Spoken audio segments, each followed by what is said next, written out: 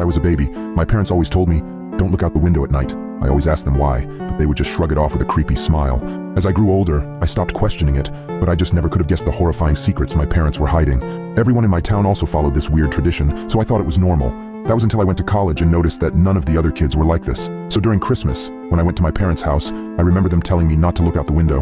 I gave them a smile and a small chuckle before telling them I wouldn't. However, curiosity struck me the moment they left the room. As I lay in the dark, I came to a decision. I was going to look out of the window. Just as my hand came to the sheer white curtain of the guest room, I paused. My mind flashed to that one time when I was 12. My parents were talking in the kitchen. I was home with the flu and was about to make my way to the sink for some water, but I stopped at the doorway. I hid behind the wall, peeking my head out from the doorway just an inch. My mother was crying and my father was holding her and rocking. That poor little girl. I feel horrible for her family, whispered my mother. My father just nodded and continued holding her. I went back to my room after that. Several hours later, my dad came up to my room with several pieces of wood and boarded up my windows. "What are you doing that for, Dad?" I asked him. "Oh, it's nothing. Just safety reasons," he replied. I learned at school the next day that a little girl was found dead the previous morning, the window broken and curtains torn. I snapped back to the present. My hand drew back from the curtain. I shook my head, cursing myself for being so weird. What was the worst that could happen? It was just a window, it couldn't hurt me, right? As I reached my hand out again, my instinct was telling me to stop. My gut twisted as I reached nearer and nearer. Just as I touched the curtain, a painful howl came from the forest surrounding the house. I flinched back, deciding to just lay down and try to get some sleep. I forgot how hard it was to get sleep in my hometown.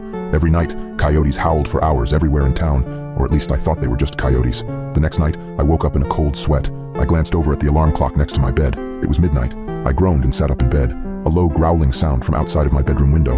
I thought back to last night and decided that I had made up my mind about looking out. I thrusted my arm towards the curtain and pulled back hard, almost ripping it away from the rod. I flattened myself against the wall next to the bed for a moment before I put one eye in front of the window. I immediately regretted my decision as I heard claws clacking up the house. I flung myself out of bed, tumbling on the floor. I stood up and got back up on the bed. I stuck my face closer to the window as the clacking got closer and closer. It suddenly stopped for a second before the most terrifying creature popped up from outside, emitting a horrible shriek as it did so. I can never forget its face, the way the hollow eyes oozed some kind of black substance, like tar, and the way its lips were pulled back into a gruesome grin, the teeth blood-stained and razor-sharp. It looked like it had 4 limbs, its front 2 slamming on the glass and pounding. As I was frozen in front of the window in terror, my parents burst into the room. My father held a shotgun. He marched up to my bed and yanked me away from the window. He pointed his shotgun at the creature, shooting a bullet at it. The thing scrambled away, leaving the window almost completely shattered. "Damn it, son, it was a simple task. Just don't look out the window. How hard is that?" My dad shouted at me. I wasn't processing his words. I was sitting on the floor, arms and legs splayed everywhere in utter shock.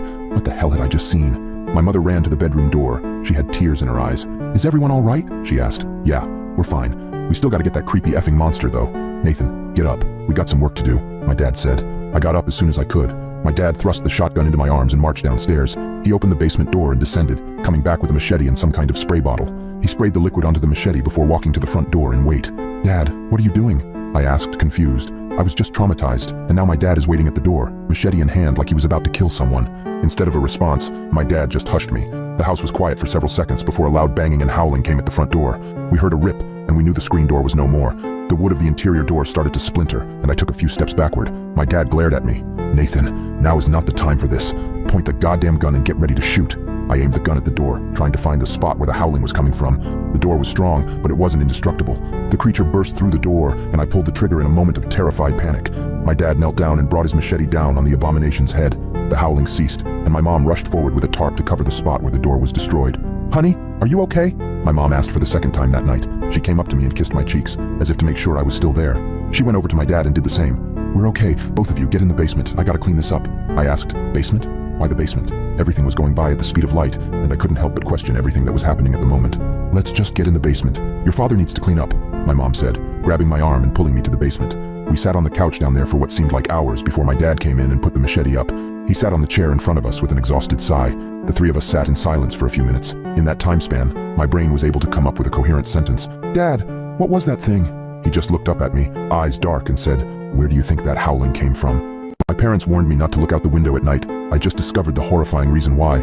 Ever since I was a baby, my parents always told me, "Don't look out the window at night." I always asked them why.